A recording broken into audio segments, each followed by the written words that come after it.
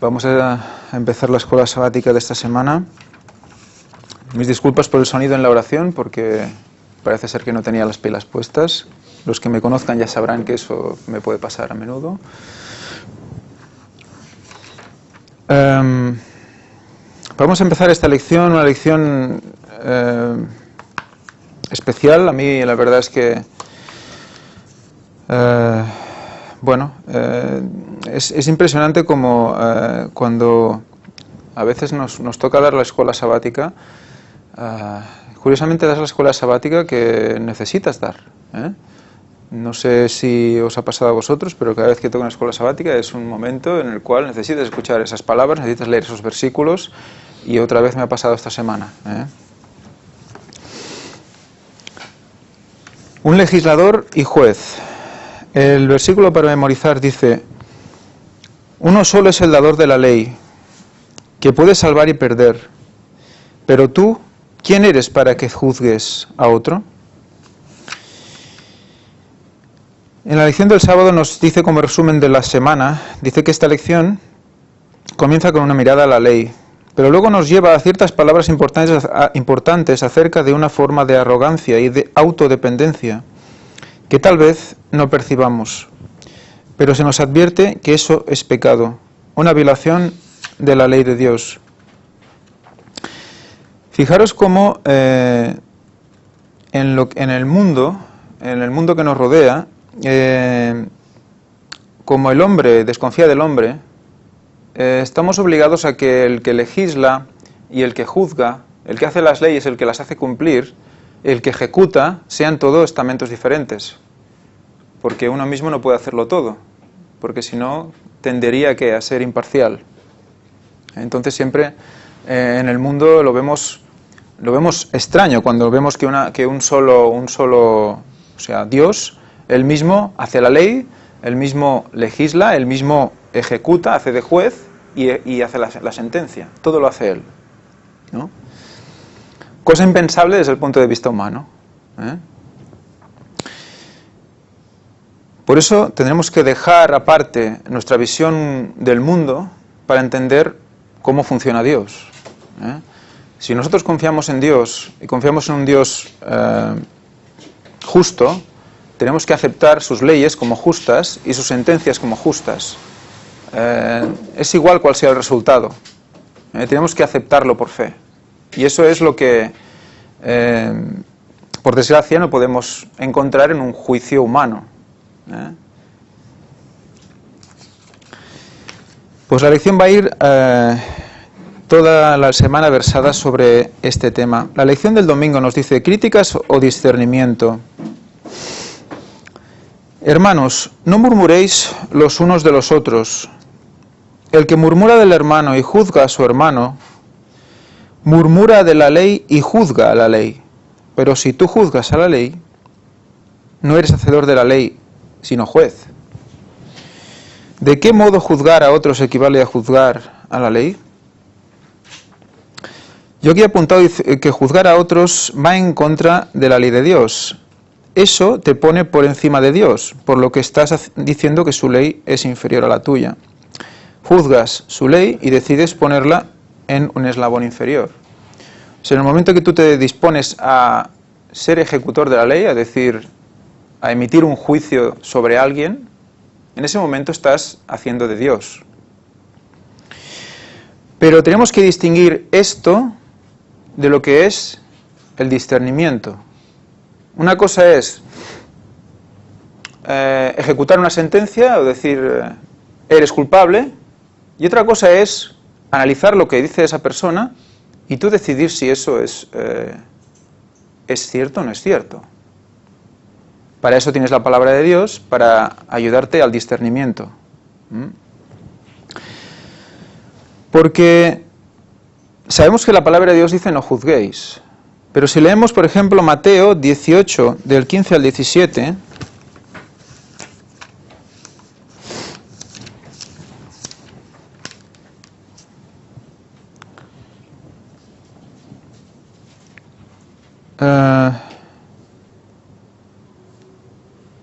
bueno, no es este lo que quería leer.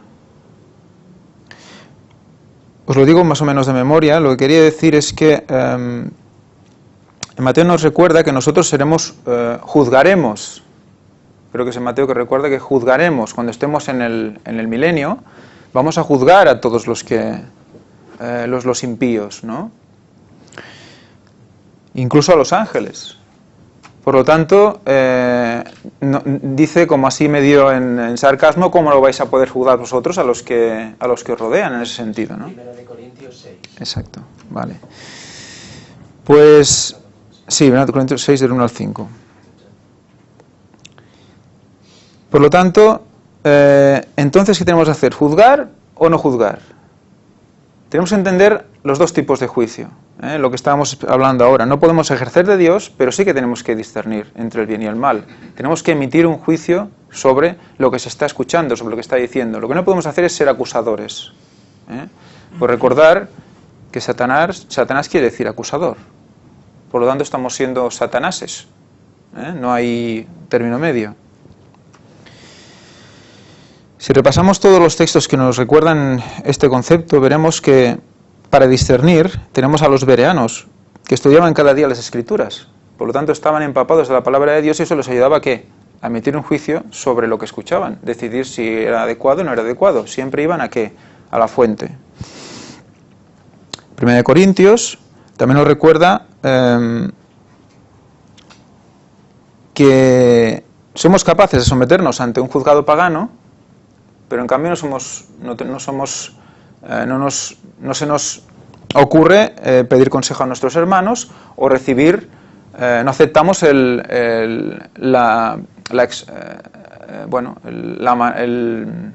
la crítica, pero sí el consejo de nuestro hermano cuando nos dice, oye, mira, que por aquí no vas muy bien, ¿no?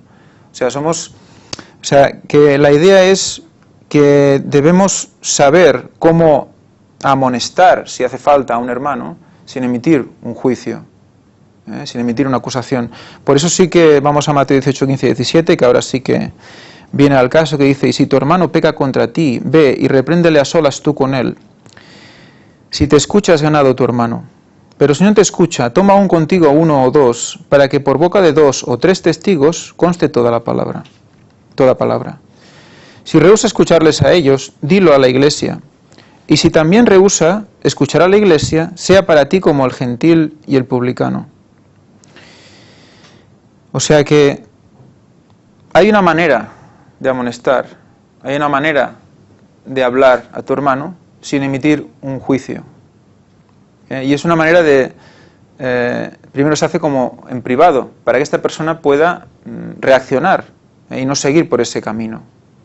Entonces tenemos que llegar a ese equilibrio, no pasar a una crítica directa, sino primero discernir si esas palabras vienen de Dios, si esas palabras son adecuadas, y si vemos que no es, entonces poder avisarle de una manera mansa.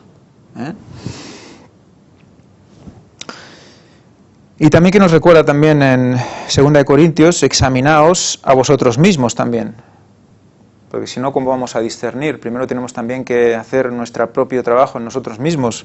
Y examinaos aquí, el significado es perforar. Tiene una connotación de perforar, o sea que cuando nos examinamos no solo mirarnos al espejo y ya está, es buscar dentro, ¿no? Y eso solo lo podemos hacer con la ayuda de la oración, para que Dios nos muestre lo que hay en nuestro interior. Muchas veces no sabemos lo que hay en nuestro interior. De hecho, la mayoría de las veces no sabemos exactamente qué hay hasta que Dios no nos muestra lo que hay. ¿Cuántas veces os ha pasado que habéis hecho algo que no habéis pensado nunca que podríais hacer? ¿Cómo es posible? Eso estaba ahí, ¿no? Y es como que Dios os está mostrando lo que realmente hay ahí, ¿no? Es examinarse hasta lo más profundo de nuestro ser. Es ir más allá de lo que tal vez, como dices tú, el espejo me está enseñando. Es ir más allá de lo que otros puedan tener una opinión acerca de ti. Es pedirle a Dios que te ayude a examinarte hasta lo más. Y dice David, no sé si es en uno de los salmos, que el Señor pueda examinar aún aquellos pecados ocultos, que le muestre aquellos pecados ocultos que tal vez no tenemos recuerdo o nos ha pasado desapercibido. Entonces hasta esos pecados ocultos, hasta esos pecados que tal vez han sido olvidados o que se nos haya pasado, y es ir, como tú dices, perforar hasta lo más mínimo, para que Dios pueda ayudarnos a ver nuestra verdadera condición, porque es solamente ahí cuando nosotros podemos dar un paso adelante y un cambio, cuando vemos realmente nuestra pecaminosidad. Pero si no vemos lo que realmente nos está haciendo daño y lo que nos está alejando de Dios, el Espíritu Santo no puede hacer nada. El Salmo creo que empieza con examíname. Examíname. Le dice a Dios, examíname.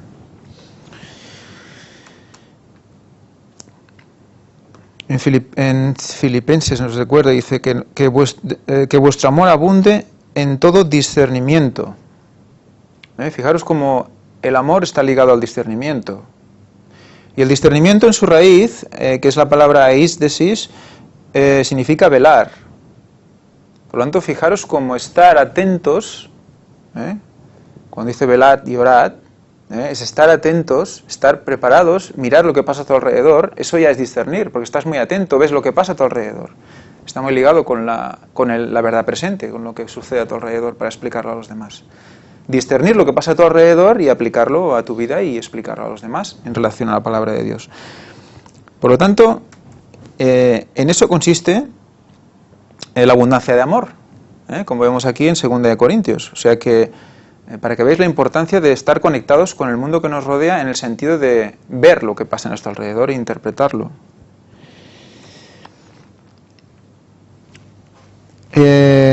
Luego habla también de restaurar al pecador con espíritu de mansedumbre, también en estos versículos.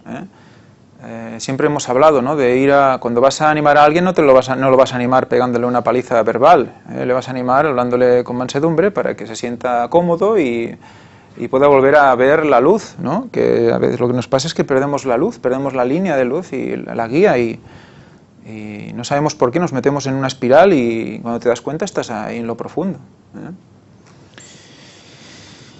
Y lo que nos recuerda también Juan 4 es: probad si los espíritus provienen de Dios.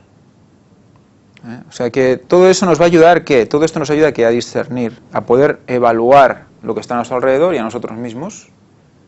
Eso nos va a hacer todo el rato juzgar en el sentido bueno de la palabra. Muy bien, seguimos. La lección del lunes. El legislador es juez. Fijaros cómo nos dice el verbo fue hecho carne, Juan 1:14, y por su palabra seremos juzgados. Recordáis también que estuvimos hablando de que éramos juzgados también por nuestras obras, ¿no? Por lo tanto, también nos recuerda aquí que su palabra nos juzga. O sea que su muerte nos salva, su palabra nos juzga. O sea que además es abogado, tenemos juez, abogado, ejecutor, legislador, todo en el mismo Dios. Entonces, ¿cómo nos juzga? Evidentemente los hechos, para poder saber si están bien o mal, los tienen que pasar por el rasero de la palabra de Dios. Entonces la palabra juzga. Lo pasa a través del tamiz de la palabra y entonces se decide si eso está bien o está mal.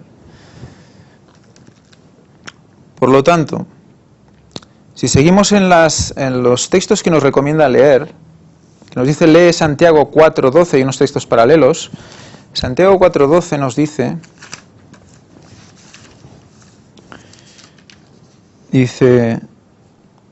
uno solo es el dador de la ley, el que puede salvar y perder, pero tú, ¿quién eres para que juzgues a otro? Por lo tanto, vemos también en Isaías 33:22, como dice, uno solo es el dador de la ley, dice, nos recuerda que que Dios es juez, legislador, rey, salvador, o sea, todo esto en una misma persona. Y luego más adelante, en el capítulo 11, nos dice, no juzgará según las apariencias, sino que juzgará en justicia, en favor de los mansos de la tierra, y matará al impío. O sea que nosotros no somos capaces muchas veces de ver la justicia de Dios. Emitimos un juicio sobre la justicia de Dios. ¿Cuántas veces decimos, pero si hubiera Dios no pasaría esto, ¿no? ¿O por qué pasa esto? Bueno, eso lo hacen mucho, los gentiles lo dicen mucho. Por lo tanto, no entendemos que Dios tiene toda la información, Dios sabe todo de todos, y Él permite ciertas cosas porque sabe las reacciones y sabe lo que ha de pasar, y nosotros no somos quién para decidir si eso está bien o está mal. Ha pasado y lo tenemos que asumir, ¿no? Y muchas veces vivimos pues como muy agotados, desesperados, porque no entendemos. Pero es que, ¿quién puede entender a Dios? Lo que puedes hacer es vivir como Él te dice que vivas. Te da una serie de preceptos explicados en nuestro lenguaje para que podamos entender su carácter. Pero todo lo que Él sabe no lo vamos a saber nunca. Es que ahí está el asunto. Cuando Dios nos dice, nos da ciertos parámetros para que llevemos nuestra vida como debe de llevarse, entonces nos está ayudando a que podamos discernir el porqué de las cosas. Pero cuando nosotros hacemos lo que nosotros queremos, no lo que Dios quiere, entonces vamos a ver todo desde esa perspectiva, desde nuestro yo. ¿Por qué? Porque no estamos siguiendo la voluntad de Dios. Entonces, al seguir la voluntad de Dios, tú vas entendiendo y el Espíritu Santo te va llenando. Entonces, te estás mirando como Dios te está viendo, porque te estás acercando a Él y estás empapándote de su carácter y estás pareciéndote a Cristo. Entonces, de esa manera nosotros podemos ver que lo que está pasando realmente hay una razón muy razonable que es para nuestro bienestar. Y que es porque Dios mira más allá de lo que nosotros vemos, mira en el futuro.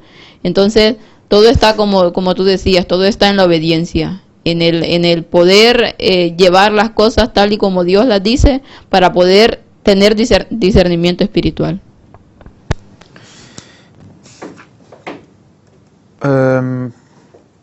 Y debemos creer que nos comprende,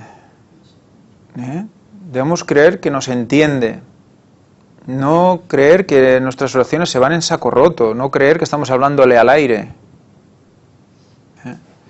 Porque si no, tendemos a hacer pues bueno, una oración por si acaso, no sé qué es igual, hoy no viene de aquí, ya oraré otro día. Recordemos que aquí nos recuerda que Jesús, en Hebreos, tentado en todo según nuestra semejanza, pero sin pecado.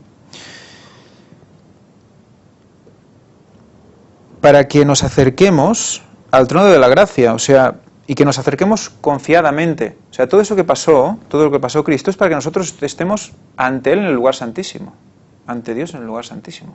O sea, todo eso es para dejarnos pasar, abrirnos la puerta del templo celestial y meternos en el lugar santísimo. Por lo tanto, confiemos en eso, porque si no, vivimos desesperados, constantemente. Y también nos recuerda que tenemos la otra cara, que en el caso de que, por mucho que el Espíritu Santo os vaya comentando y nos vaya diciendo, nosotros no hacemos más que demorar la actuación, demorar la respuesta, como dice Elena White, creo que en un texto de aquí, demorar la respuesta al Espíritu Santo. Bueno, ya volveré, ya responderé, ya iré, tengo cosas que hacer. Entonces, ¿qué pasa? Llega un momento que se ejecuta la sentencia. Y aquí vemos en Apocalipsis 19, ¿no? Como dice que pisa el lagar de la ira de Dios. O sea que ahí hay una ejecución, ahí las uvas son chafadas, y de la uva sale el vino, ese vino rojizo que también emula la sangre.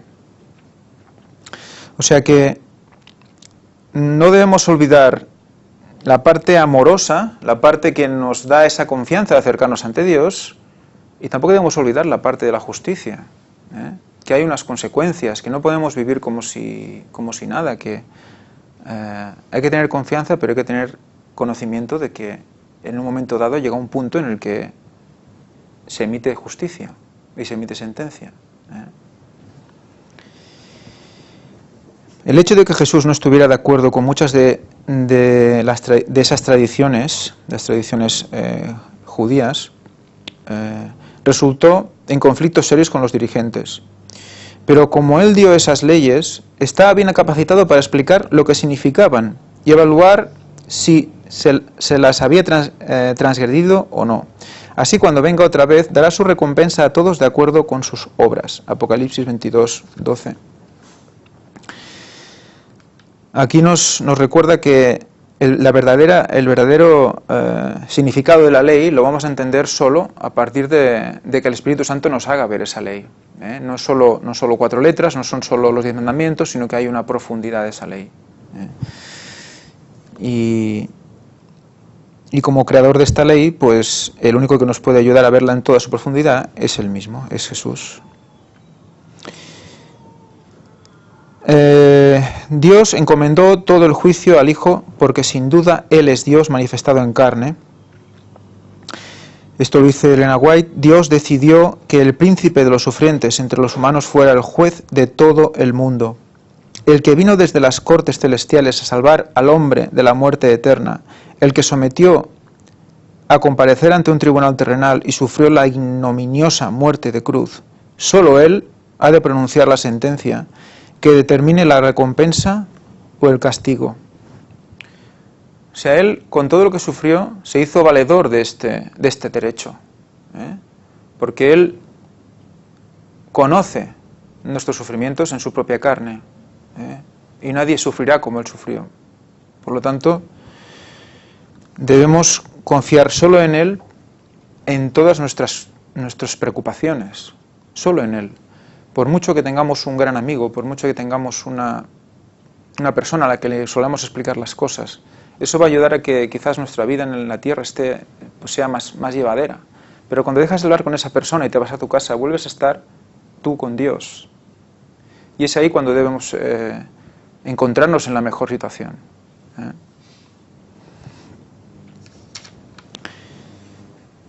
Y luego me quedé un poco con esto del tema de la recompensa o el castigo.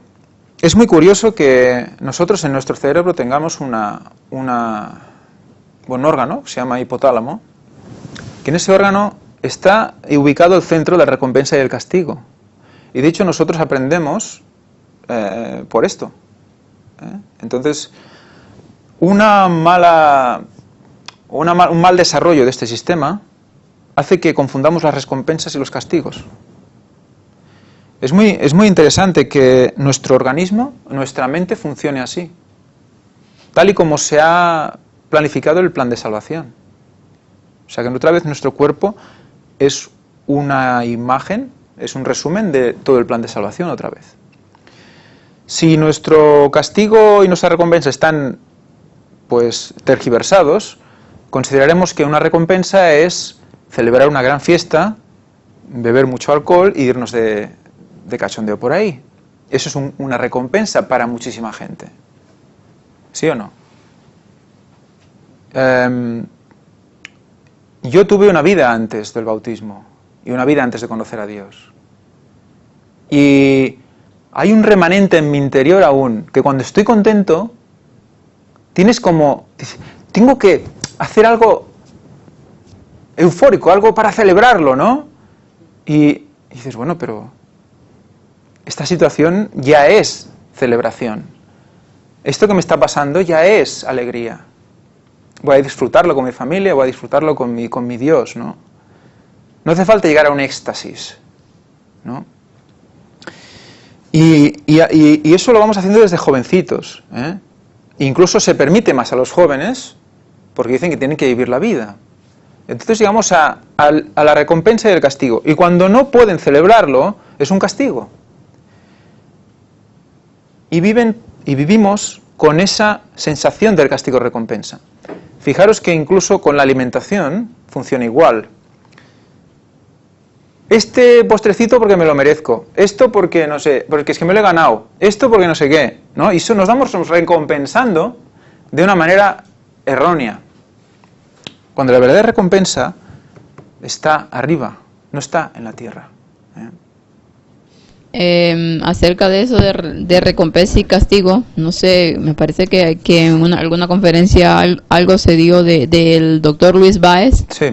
y él hablaba acerca de sí. específicamente de eso. Ahorita ya no me acuerdo mucho lo que decía, Bueno, pues iba pero por aquí. sí, pero es muy interesante lo que decía, y realmente cómo nuestro entorno nos determina Sí. la recompensa y el castigo en Y nuestro cerebro. hablaba de los niños, Sí. que se hizo un experimento con niños pequeñitos que apenas caminaban y decidían los alimentos en función de su color.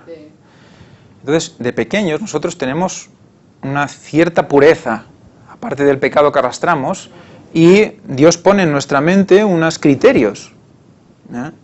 Y esos niños elegían un alimento cada vez diferente, un color diferente, porque les gustaba quizás. Se hacían una analítica antes de comer el alimento, una analítica después de comer el alimento, y veían que una vez comido el alimento habían suplido el nutriente que era deficitario antes de comer el alimento. O sea que ellos mismos tienen el mismo hipotálamo sabía qué decidir. Pero ¿qué pasa? Que cuando vamos creciendo, el mundo médico nos pone unas condiciones. Dice, mira, este niño tiene que comer.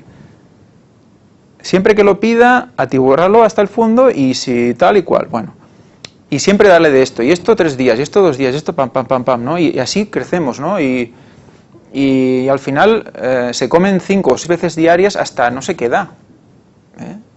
Yo no estoy diciendo ahora que los niños no deban comer cuando toque, Yo me estoy refiriendo a nivel general. Que hay unas condiciones que nos marcan ya en el mundo médico y que quizás no escuchamos o no vemos a nuestros hijos con tranquilidad. Quizás no estamos viendo sus reacciones. Cuando a mi hijo les pasa mucho. Hay una temporada que solo come zanahorias. Dices, ¿pero qué te pasa? ¿Se van a salir orejas como los conejos? Y dice, venga a comer zanahoria. Digo, bueno, ¿puedes comer un poco de fruta? Es que me vienen las zanahorias, ¿no? Pues, y luego otra temporada, pues deja las zanahorias y come otra cosa, ¿no? Y quizás eso sea, pues eso, que su hipotálamo le está pidiendo una serie, ¿no? Sé que eso no pasa con el azúcar, O sea, siempre quieren azúcar, siempre quieren algo dulce, ¿no? O sea, que eso... Entonces hay que discernir un poco eso, ¿no? Hasta qué punto tu estómago domina tu mente y hasta qué punto es algo que el cuerpo necesita. Cuanto más mayores somos, más difíciles. Si de pequeños ya no se ha practicado todo esto, es más complicado que de mayor podamos discernir lo que nos pide la ansiedad o lo que nos pide la sana virtud. Por eso es importante, por eso la Reforma Pro Salud nos marca unas pautas, que al seguirlas, nuestra mente, nuestro hipotálamo se va reeducando. Y lo que antes te gustaba ahora te da asco, ¿no?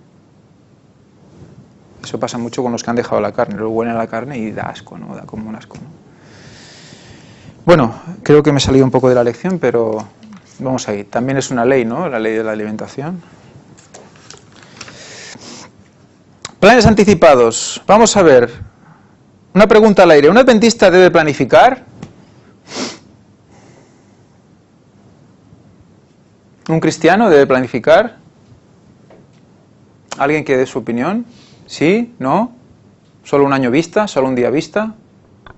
Hombre, a corto plazo sí, se puede planificar.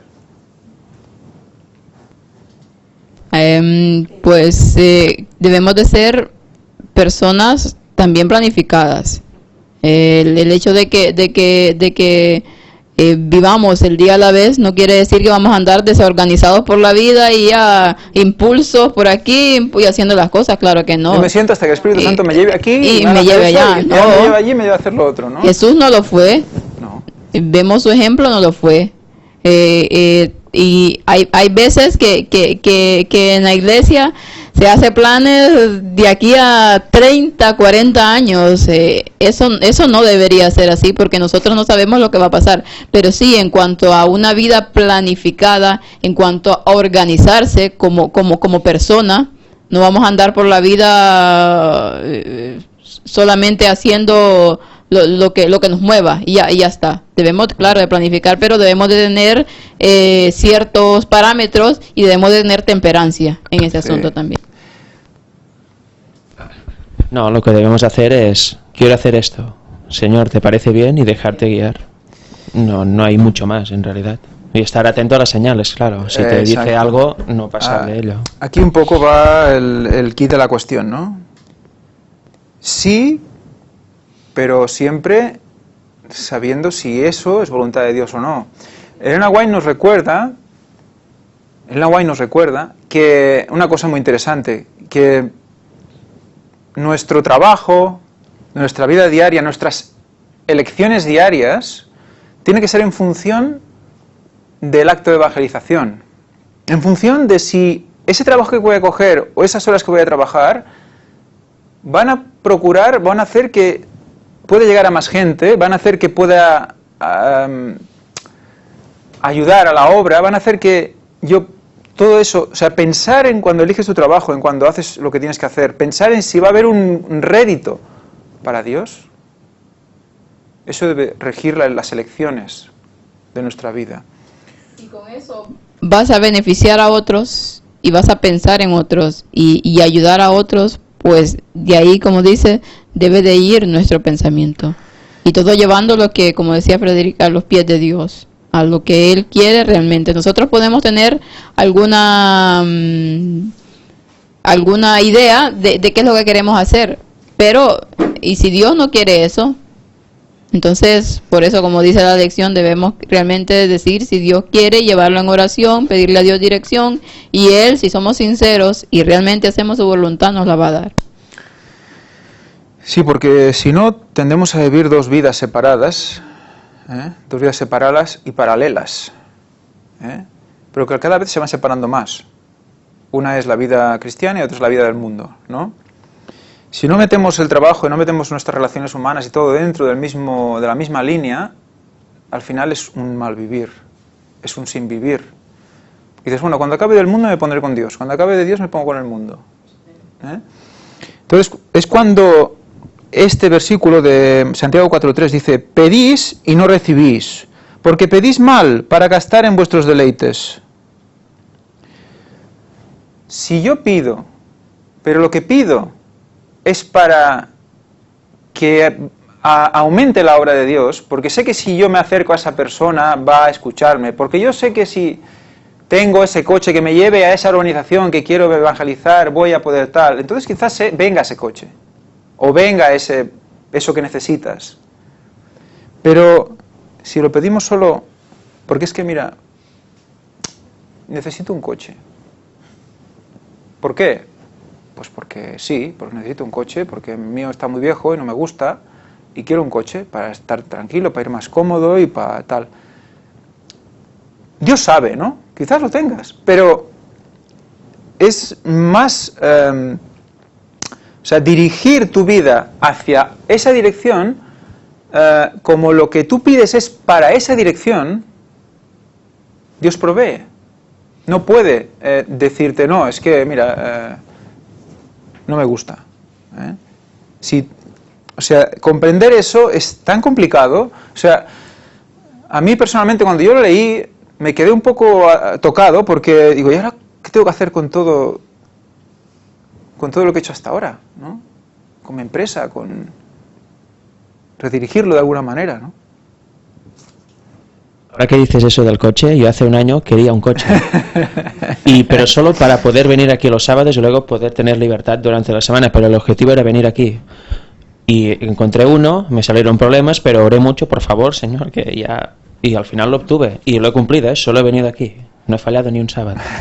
O sea, en el fondo Dios sabe que el objetivo era este, y realmente era este. Si hubiera sido otro, no creo que lo hubiera conseguido, porque salieron un montón de problemas que no veas. Claro, que Él sabe tu corazón, ¿no? A veces nos metemos en muchos problemas porque es que como si nos gustaran, que si no hay problemas no estamos tranquilos, y es porque no pedimos bien, y no pedimos bien porque nuestras vidas no están bien dirigidas, y es en la lección que nos habla de eso, de que cómo debemos decir lo que dice Santiago 4:15, si el Señor quiere, viviremos y haremos esto o aquello. Si el Señor quiere, de entrada viviremos y luego haremos, pero primero quizás habrá que llegar vivo a ese punto. O sea, que nos hace reflexionar mucho de que cada día puede ser el último, que sales ahí fuera, te cae un piano encima y ya está. Justo antes de esto hay los 2 versículos anteriores que dice: oíd ahora lo que decís. Hoy y mañana iremos a tal ciudad, estaremos allá un año y negociaremos y ganaremos. Y no sabéis lo que sucederá mañana, porque ¿qué es vuestra vida? Apenas un vapor que aparece por poco tiempo y pronto se desvanece. Sí, exactamente esto. Lo del vapor es muy interesante. Llega en la lección de del día siguiente. Más claro que esa alegoría yo creo que no hay nada, ¿eh? Además, el vapor cuando se calienta sube, cuando se enfría baja, ¿eh? Se condensa y se acaba el vapor, ¿eh? O sea que es una cosa que depende de unas condiciones concretas, luego se acaba y ya está. O sea que, fijaros también, lo traducen en algunas versiones como neblina, el significado es soplo, también aire, ¿eh? O sea que también el vapor es fácil de llevar por el viento, ¿eh? Fijaros que eso tiene 2 vertientes. Una, el viento, que el Espíritu Santo tiene esa connotación de viento, por lo tanto te puede llevar, y otras son los malos vientos de las malas doctrinas, ¿no? Que también te pueden mover hacia diferentes puntos. O sea que somos vapor, aire, ¿eh? Que es fácil de llevar, digamos. Por eso tenemos que estar afianzados, porque... Y bueno, yo no sé, cuando habéis llegado aquí a esta parte y dice, ya habían entrado en años, el muy conocido evangelista Billy Graham dijo, yo nunca supe que la vida pasaba tan rápidamente. ¿Alguien sabe quién es Billy Graham? Mi pregunta es, ¿la persona que ha hecho esta lección sabe quién es Billy Graham?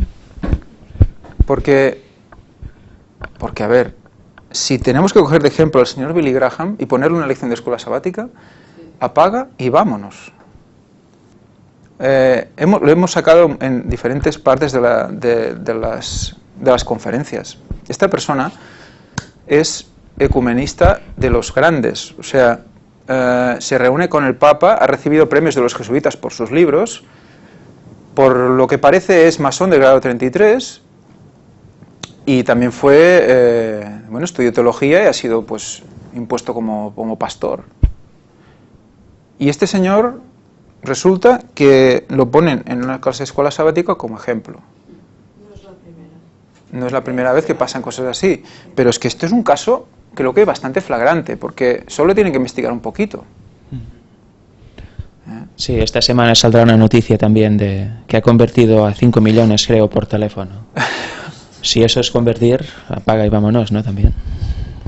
Se nos debe haber amenazado. Sí, no sé si es el mayor o su hijo, pero los dos son igual. Aquí hay bueno, además la tendencia de este señor también es muy agresiva, no sé si lo habéis visto, sobre todo en sus inicios hay algún tipo de documentación que se puede analizar y bueno, no sé, no creo que no hay excusa hay que informarse un poco porque esto no es normal. Bueno, es demasiado común, no es normal, pero es demasiado común. Elena White dice: no insistiré sobre la brevedad e incertidumbre de la vida, pero hay un terrible peligro que no se entiende suficientemente, en demorarse a ceder a la invitación del Espíritu Santo de Dios, en preferir vivir en el pecado, porque tal demora consiste realmente en esto. O sea, demorarse a ceder a la invitación del Espíritu Santo. ¿Qué te está diciendo? Tienes que leer un poquito más, tienes que parar, tienes que mirar atrás, tienes que escucharme, tienes que bautizarte, tienes que empezar estudios bíblicos, te está diciendo toda una serie de cosas y tú lo estás escuchando, pero dices, bueno, aún no. Bueno, ya cuando acabe este trabajo, que lo acabaré, tendré mucho dinero y luego ya estaré más tranquilo no, es que ahora me agobian mucho mis hijos y ya cuando sean más mayores ya tendré más tiempo de leer Pues ese poquito que tú puedes hacer es mucho para Dios. porque no somos todos iguales, somos todos medidos por el mismo rasero, por la Biblia, por la palabra de Dios, pero Dios conoce nuestros corazones y sabe dónde podemos llegar. Y un 1% para una persona es más que un 99% para otra. Por lo tanto, no nos juzguemos a nosotros mismos por conveniencia, porque a veces nos juzgamos, nos declaramos inocentes y nos vamos, y seguimos para adelante, sino que intentemos escudriñar qué es lo que Dios quiere de nosotros en ese momento y hacerlo. Nos recomienda que leamos Eclesiastés, donde nos recuerda que todo en este mundo es vanidad. Pero dice cosas que, claro, dice, aborrecí la vida. Buah, ¿no? Aborrecí la vida, porque la obra que se hace debajo del sol me resultaba fastidiosa. Todo es vanidad y caza del viento. Ahí cazando el viento, Venga, va, que llego un poquito más, venga, que ya son las 8, pero bueno, las 8:10, va, y ahí llego y no sé qué. Y al día siguiente vuelves y tienes el mismo trabajo, porque tú estás a las 8:10, pero al día siguiente ahí aún lo tienes, que nadie lo ha hecho por ti. Y él mismo lo dice también, me iré, dejaré cosas por hacer y vendrá otro por detrás, sea sabio, sea necio, y las seguiré haciendo. ¿Y qué? ¿No? Todo es vanidad, ¿no? Dice, ¿y el éxito qué? Despierta envidia. Por lo tanto es vanidad también. O sea, todo lo que te ensalza respecto a tu hermano genera una envidia del resto y estamos en lo mismo. O sea que el que ama el mucho tener no sacará fruto, dice también uno de los textos de Eclesiastés. Y también nos recuerda que nadie escapa al infortunio. O sea que por mucho que nos pongamos aquí a consagrarnos y a hacer mucho, y pues que es posible que nos pasen cosas, que es posible que salgamos y nos muramos por alguna razón. Dios sabrá por qué. Pero sí que debemos vivir como si fuera nuestro último día en la tierra. Eso sí. Debemos vivir siempre con esa condición de humildad. No decir, bueno, ya aún queda mucho, yo ahora voy a trabajar un poquito más y...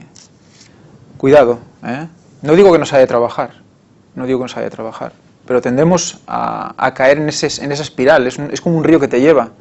Yo puedo hablar por experiencia propia, a veces no te das cuenta, te han pasado 6 horas y dices, me ha pasado la hora de comer, ¿qué ha pasado aquí? ¿Qué ha pasado aquí? Ha habido una hipnosis, yo no me he enterado, he llegado a esta hora, ¿no? El problema es que a veces trabajamos en función de eso, no en función de Cristo, no en función de su obra. O sea, no es que no tengamos que trabajar, claro, para comer tenemos que trabajar, pero no que toda nuestra vida circunda en función de ese objetivo, de trabajar y ya está.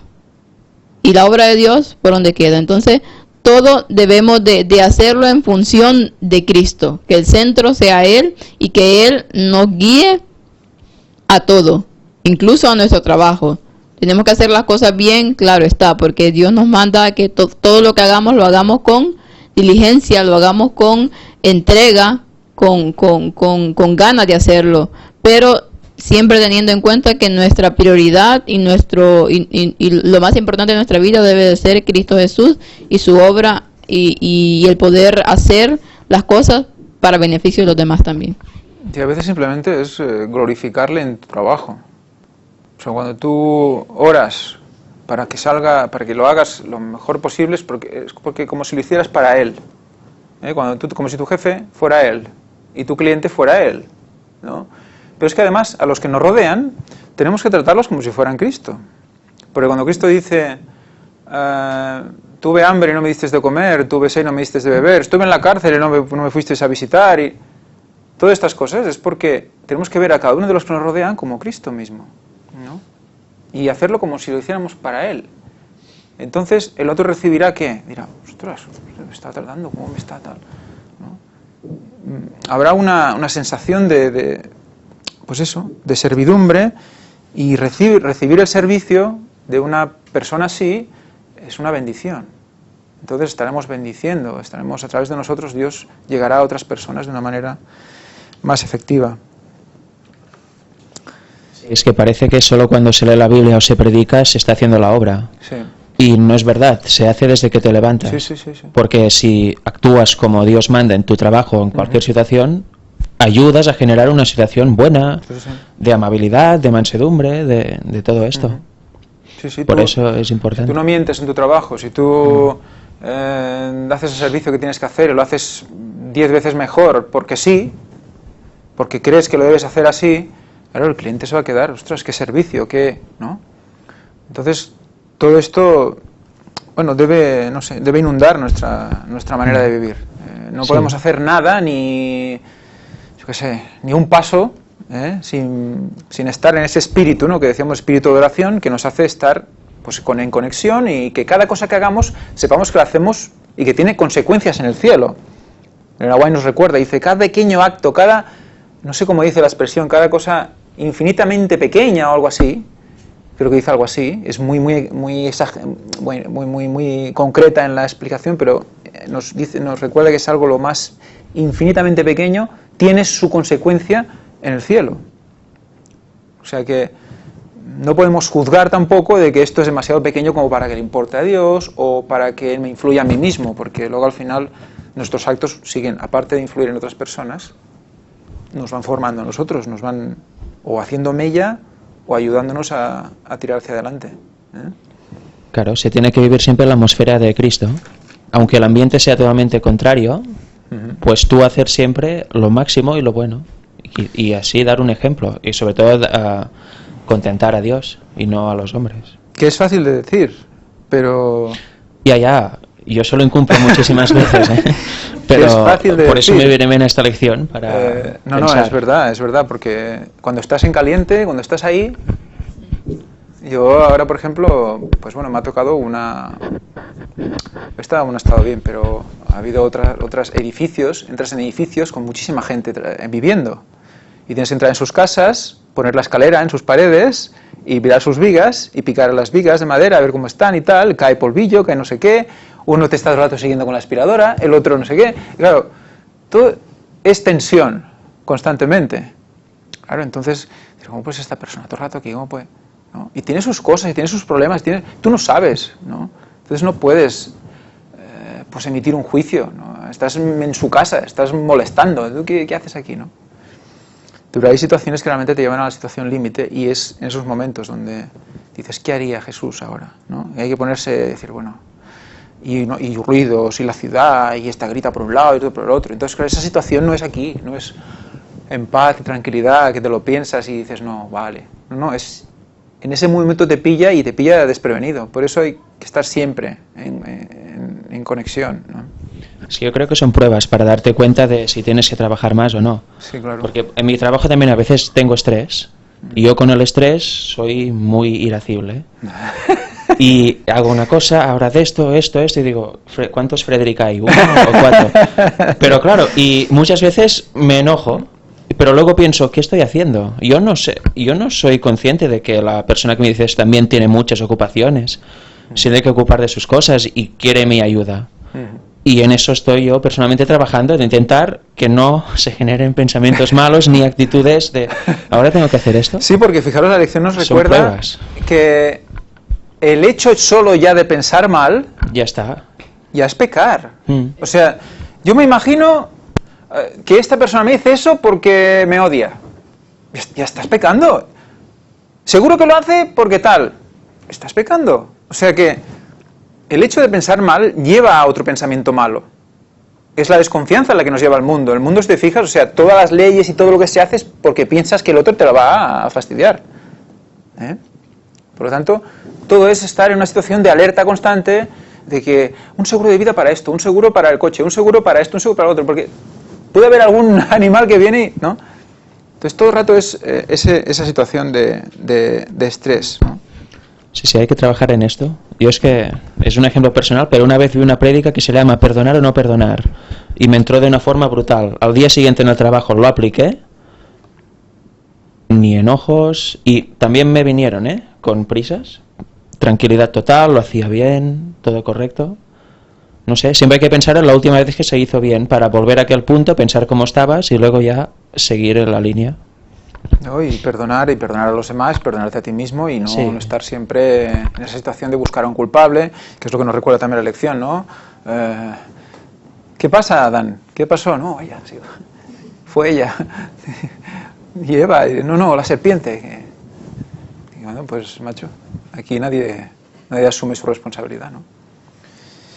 Muy bien, y luego hay una frase con la cual, y me vais a permitir la expresión, me haría una camiseta, que dice: el pecado está pues en aquel que sabe hacer lo bueno y no lo hace.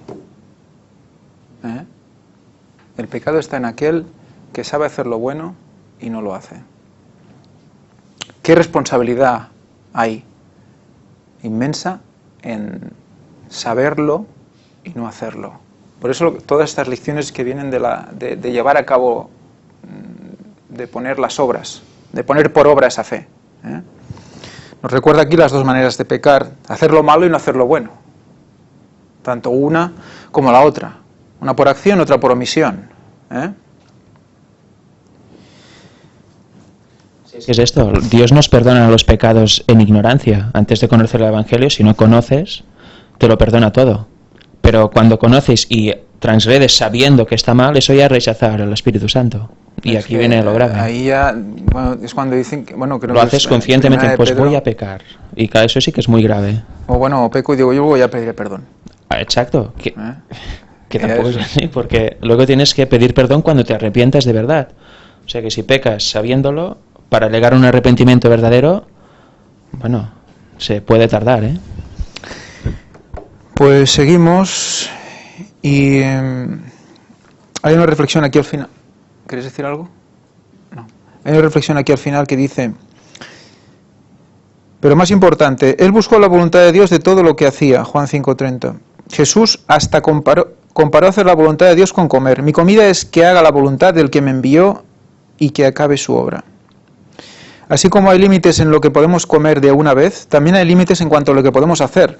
Por eso Jesús dice que algunos siembran mientras otros cosechan, pero ambos se gozan juntamente. Al trabajar para el Señor debemos animarnos a hacer más y a orar por una mayor disposición a ser usados en toda manera posible. Aquí nos habla también del otro extremo del afán, ¿no? De decir, yo lo quiero hacer todo, yo ya me ocupo de todo, yo para Dios lo hago todo y no, ahí unos siembran y otros cosechan. Entonces, para acabar ya en el viernes, hay una lectura interesante de Palabras de Vida del Gran Maestro que dice: ninguno entre vosotros continúe gloriándose contra la verdad al declarar que este espíritu de discernir los malos motivos de otros, o sea, de decir, esto está mal, esto está mal, también, ala. Es una consecuencia necesaria de tratar fielmente con los pecadores y de mantenerse en defensa de la verdad. O sea, no caigamos en el error de que ir acusando a la gente es defender la verdad. No podemos caer en ese error. Tal sabiduría tiene muchos admiradores, pero es engañosa y dañina. No procede de lo alto, sino que es producto de un corazón no regenerado. Su originador es Satanás. Ningún acusador de otros se gloríe de tener discernimiento, pues al hacerlo cubre los atributos de Satanás con las vestiduras de justicia. Hemos dicho que Satanás significaba acusador. Si nosotros estamos constantemente viendo a ver dónde fallan nuestros hermanos, estamos siendo eso. Y más si lo mostramos o lo publicamos. El culpable del mal es el primero que lo sospecha. Anda, en el agua nos recuerda algo interesante. Por lo tanto, ahora cada vez que alguien nos diga, ¡eres un tal!, piensa, míralo. Parece ser que el que lo es... los niños se dicen, el que lo dice lo es y bien tonto es, ¿no? ¿No habéis visto nunca esa expresión? Pues viene un poco por aquí, O sea que muchas veces nosotros tenemos una debilidad y es la que detectamos primero en los demás. Por lo tanto, escuchémonos, y así eso nos ayudará también a discernir en qué podemos ayudar a nuestro hermano, porque tenemos un hermano o alguien que está acusándonos de algo o está, pues quizás, bueno, podemos escuchar lo que nos dice, pero luego también podemos hablar con él, porque quizás por ahí le podemos ayudar a ver qué le pasa, ¿no? O sea, Elena White también nos da toda una serie de herramientas que, vamos, son impresionantes. Trata de ocultar o disculpar el mal de su propio corazón condenando a otro. Fue por medio del pecado que los hombres llegaron al conocimiento del mal. Apenas Adán y Eva incurrieron en el pecado, empezaron a recriminarse mutuamente, ¿no? ¿Has sido tú o no? Esta será la actitud inevitable de la naturaleza humana siempre que no sea gobernada por la gracia de Cristo. O sea, cuando estamos separados de Cristo, tendemos a eso. ¿Por qué? Porque Satanás, cuando estamos lejos de Cristo, estamos con Satanás. Por lo tanto, Satanás, ¿qué es? Acusador. Pues creo que son unas pautas que para un análisis propio y de lo que nos rodea nos puede ayudar. Cuando nos veamos que empezamos a ver defectos en todos lados, ya que nos todo el rato ahí, pues cuidado, vamos a ver, porque quizás no estamos,